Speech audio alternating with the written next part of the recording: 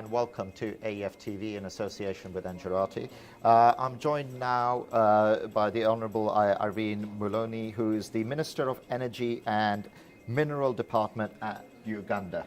So, Minister, first of all, welcome. Thank you. I know you've got a busy schedule, so I appreciate you making the time to be here. And before we kick off the interview, I summarized a little bit about the narrative that's been coming through with these interviews.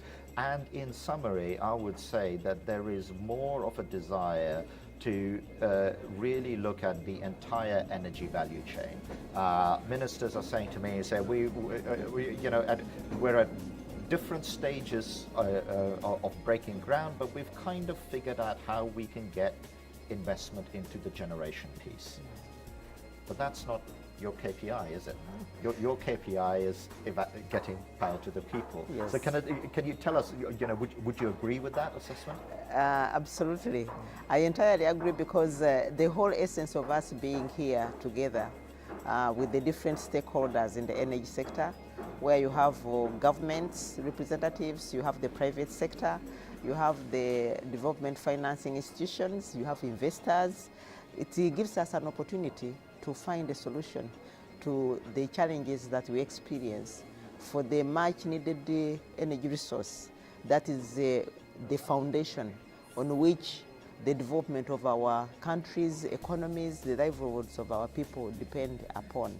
So it's really my pleasure, and I want to thank you for providing me with the opportunity to engage and share with the public what is happening in Uganda in line with the issues that you're raising. Energy is the foundation. And so what the ordinary person, what the grassroots person, or what the country requires is energy service. You have to guarantee security. The energy must be available. It must reach everywhere. It must be affordable. And so our responsibility as providers for this much needed resource is to plan right from generation, transmission, distribution up to where energy is accessed.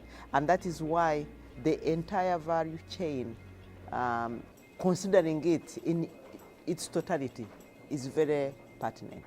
You cannot consider generation alone, because if you increase the generation capacity, you must be able to transmit that energy from the source where you're generating it to the destination where it's going to be put to use for lighting, for industries, and for doing work. So it means you must look at the entire chain. So you have to look at the generation, you have to look at the transmission network, and access. How does the ordinary person access it? And that is where affordability comes into. That is the tariff. There's so much called cost of electricity. Because there is and it's a very real issue.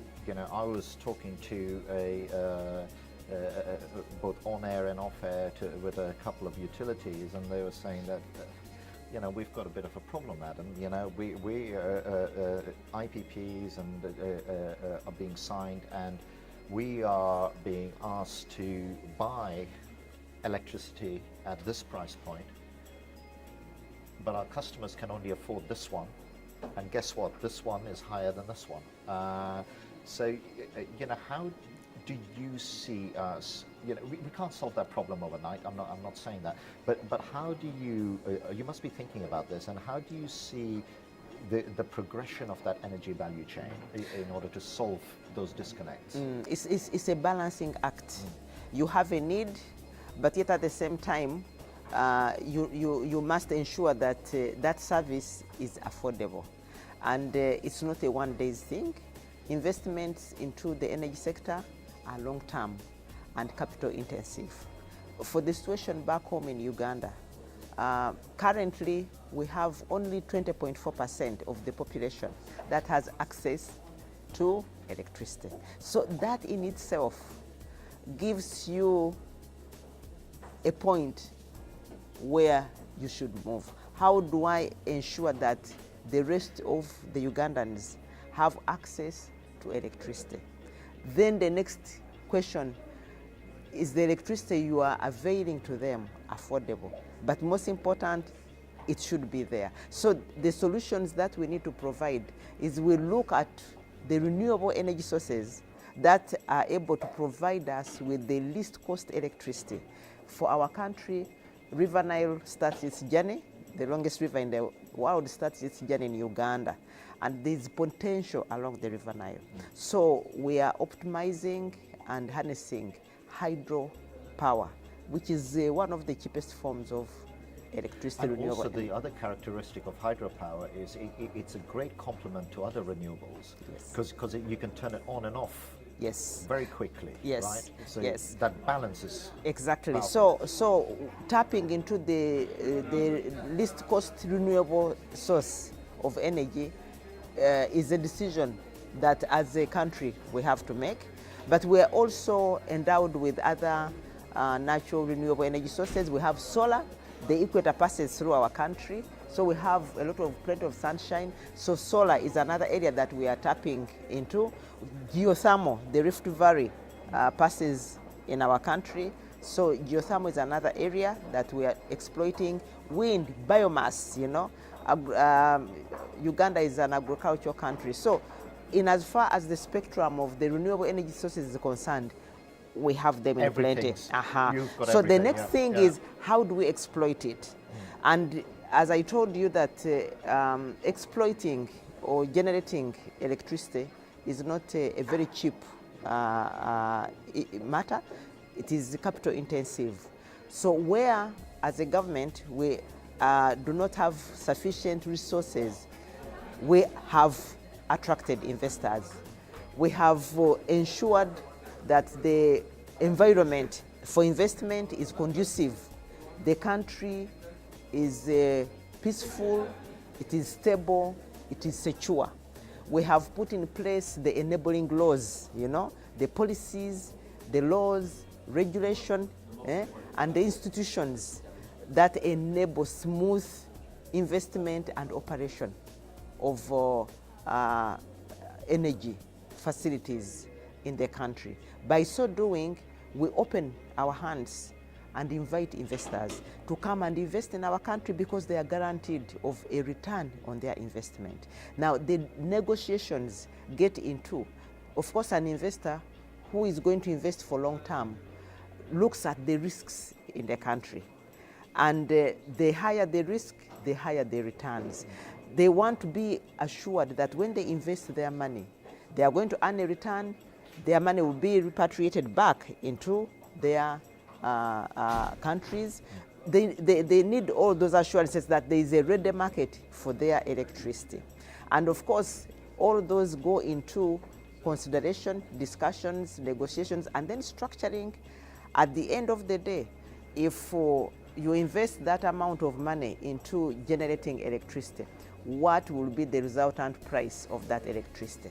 Because the price of electricity depends on how much money you sink in and how much electricity you are going to generate.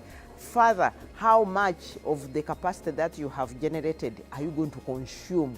The more you consume of that power, the better and the lower the price. It's a circular thing. So once that is discussed and agreed upon, then you have the resultant tariff. Then you look at the end users. We have industries. If we have to attract industries, we have to ensure that we provide available, reliable, affordable electricity supply. So we now look at those areas. How do we make it affordable? How do we make it reliable? How do we make it accessible? Meaning you again have to invest into the transmission and distribution network to get it to the end users. Are you also seeing, because I'm getting signals that we're coming to the end of the time, and I don't want to make you late for other things that you've got planned, but are you also seeing, because one of the other narratives that are coming out is where there is, people talk about a leapfrog type solution. I'm not sure that's the right analogy, but what the people are saying is that actually there's technology and companies who are able to go into rural areas. They don't need the transmission grid, but supply the immediate power need. you know, and let's not think about immediate power need in a Western context. You know, it's not for a washing machine; it's for lights, you know, TV, phone charging. You know, maybe right. So they're able to supply the immediate power need, but also there are also companies who are able to have a different commercial arrangement. They have a commercial arrangement with the community. Sure, right? sure. You know, are you seeing that? Yes, well? Yeah. solar. So they are already investors who have provided off-grid solutions. So here we are looking at the grid and off-grid solutions. Most of the people in my country are in the rural areas, and I've told you 80% are not connected to the grid. That means we must immediately provide them with an off-grid solution. And here we have attracted investors, especially on solar, because sunshine is available. So for off-grid solar solutions, we've zoned the country. They are able to come and set up solar systems where the local person is able to meet their immediate energy needs, while as government we try to extend the grid network to take care of the heavy industries, because we have to add value. We have plenty of natural resources, we have minerals, we have agriculture where we have to add value and therefore increase on the incomes that will impact on our people and also improve on their livelihood. So off-grid solutions is one of the ways that we are really trying to fast track. We are open, we are trying to tackle the challenges on different fronts. While we are looking at industries in this direction, we are looking at off-grid solutions for the local people. At the end of the day, we want the whole country energized so that the economy can boom, so that value addition is done to the agricultural products, so that the people's livelihoods improve. And so that is the way to go. Investors are very much welcome. The opportunities are there in abundance. The renewable energy sources are there in abundance. They need to be tapped into. We want to light up our country, Uganda. We want to light up Africa as a continent. That's a perfect place to leave it. Thank you very much. Thank you very much for that summary. And I think it really reinforces that you know, it's not just about building power plants and so on. It's about getting the power where it's needed. To the people where it's needed. Thank you very much. Thank you as well for watching.